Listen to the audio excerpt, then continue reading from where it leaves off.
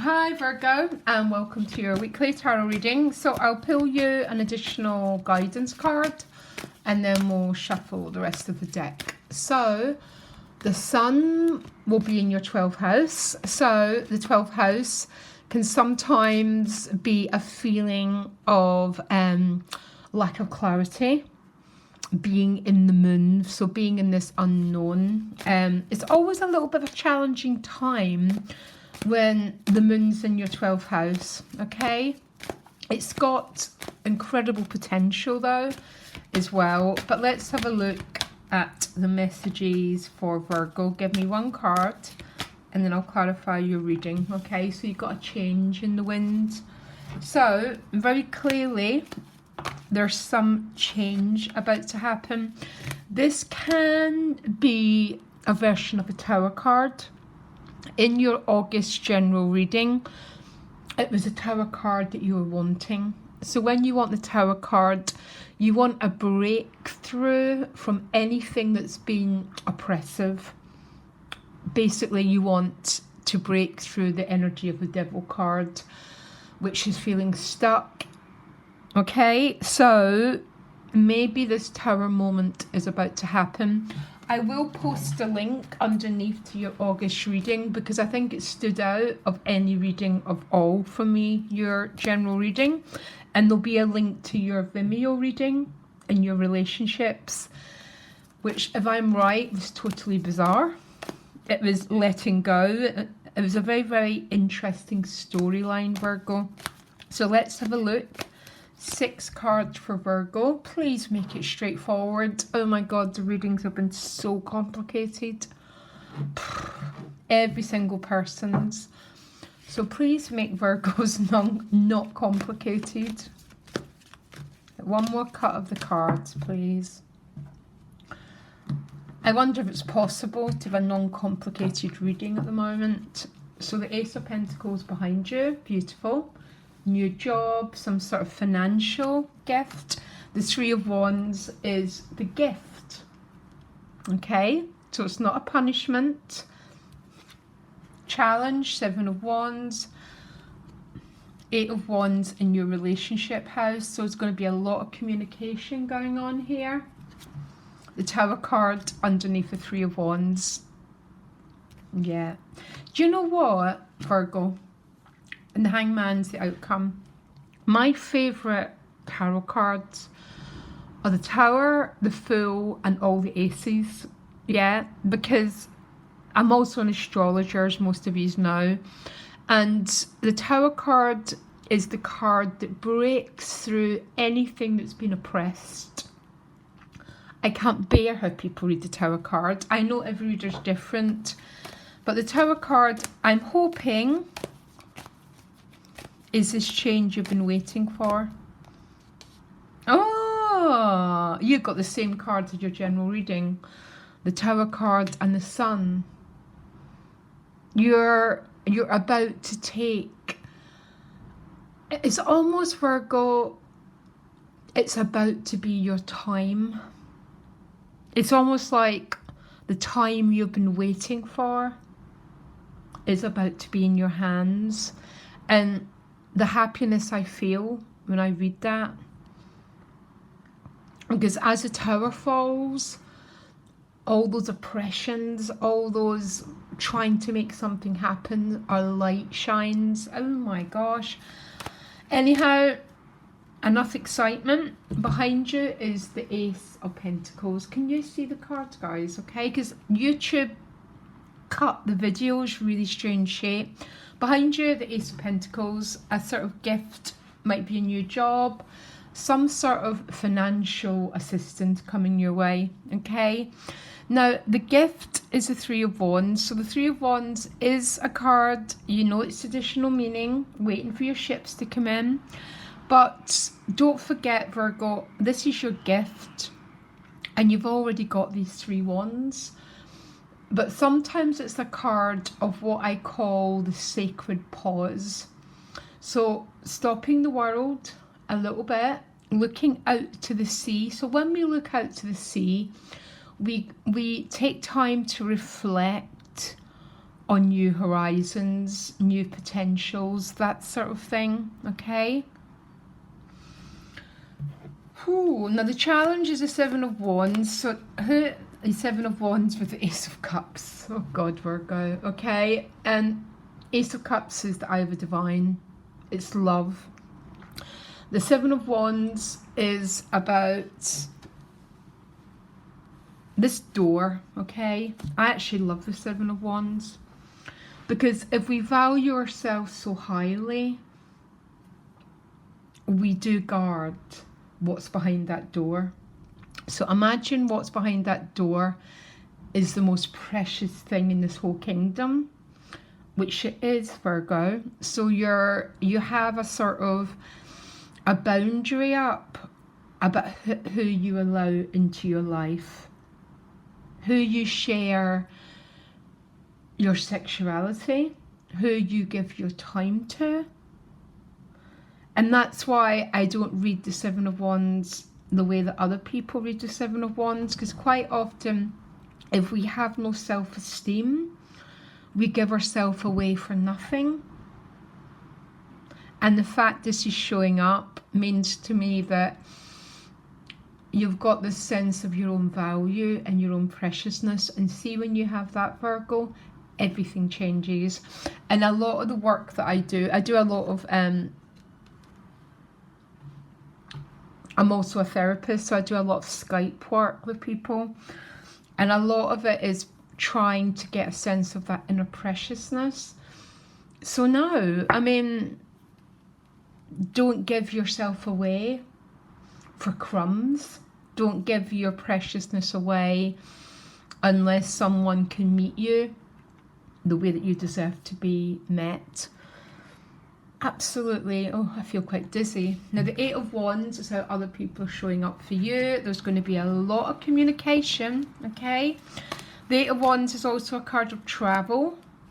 It's quite often a card of communication, going backwards and forwards communication. I actually really, really love the Eight of Wands. It's not got a shadow side to it, but it's sometimes there's communication, but still with boundaries, because sometimes you're not actually meeting this energy, but it's a lot of backwards and forwards communication. You know what, Virgo? If I've got one thing to say to you, treat yourself like this precious Ace of Cups. That's all I could ever say to anyone. Treat yourself with this precious cup and then begin to see how your life changes. The central issue is Tower and the Sun card, and I actually feel quite dizzy looking at these two cards together. The Sun is about our true colours, the true colours of who we truly are and what we're about as a person. And the Tower card that breaks through all the old karmic stories, okay? All the issues of low self-esteem, low self-worth, and then from when that begins to fall, our true colours of our sun begin to shine, which is exactly what's going on for you. I actually feel quite dizzy here. The outcome is the Hanging Man, okay? So the whole world is not going to be resolved this week, Virgo. I'm now laughing, okay? The Hangman is not a punishment. If the Hanging Man's a punishment for someone, it's because we haven't quite understood the true value of what we have to give and what we have to offer to other people, okay? So everything's not going to come to conclusion with this Hanging Man as the outcome, because you go back into the state of suspended animation. But the Hanged Man is still that continual clearing of the past rubbish stories about our worth, about our value, and what we put up with. So that's what the Hangman is, actually a really powerful clearing card. And as we go through the Hanged Man, we end up with the world. We end up as a full and complete human being, okay? So why the Hanged Man? What's going on with the Hanged Man, please? Yeah, God, the Magician card. What have you got going on here? So the Magician card is about aligning with source energy. Yeah, holding all the aces. It's very much a male energy. And I'm not talking about male and female, but the male part of us that wants to be very much self-actualizing, manifesting our own place in this world. That's what the Magician card is about.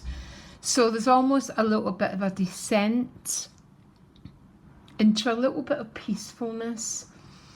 And because the Magician card is here, there's a really powerful connection with source energy. And it's very much when we're in that energy, this is very 12th house energy, we begin to envision the life that we want, the life that we know we can have before, before all our experiences get in the way, which we absorb. When we get rid of that crap, we then become the Magician card. We become someone able to navigate our lives, our future, in the way that we want it. There's definitely a little bit of some boundaries still around an emotional issue here. I don't know if this is yours or it's someone else's, okay? And if you're really, really into esoteric belief, what people show us is actually ours to work with. So if people treat us in a certain way, we move the issue by moving it within our own self. And then we become the masters, the Magician card, in charge of what we decide our future will be, okay? So there's something, I actually feel quite tingly. There's something really, Virgo, about you huge breaking through here. Revealing your true colours, your true worth, and actually getting in touch with the true essence of your heart. I wonder what this 8 of Wands is about in your relationships. One card to describe the 8 of Wands, please. This is about communication, a lot of communication. With the Hierophant. So for some of you, it's a Taurus. For some of you, there's a lot of communication, but maybe a little bit of stubbornness and very fixed energy. And the Hierophant is almost an immovable object. You can represent family, tradition, that sort of thing. Some of you might be going on a trip. There's that sort of energy, but this is really about walking into your own powerful identity here and not accepting anything but your true worth to be mirrored back at you. Okay? Gosh, and it's only 10 o'clock in the morning, Virgo. Okay? Beautiful reading, guys. You got 2 aces with the Tower.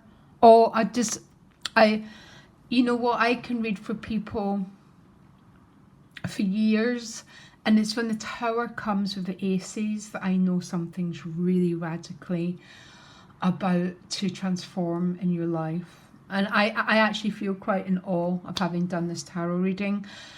And actually the Magician's got all the aces, which means you've got all the aces really, which means you've taken back your power, you've taken back your worth, your heart, your identity. And once you've got it, you've got the kingdom, Virgo. Loads of love, absolute privilege for doing that reading. I don't get to do readings like that very often. Loads of love, guys. Bye.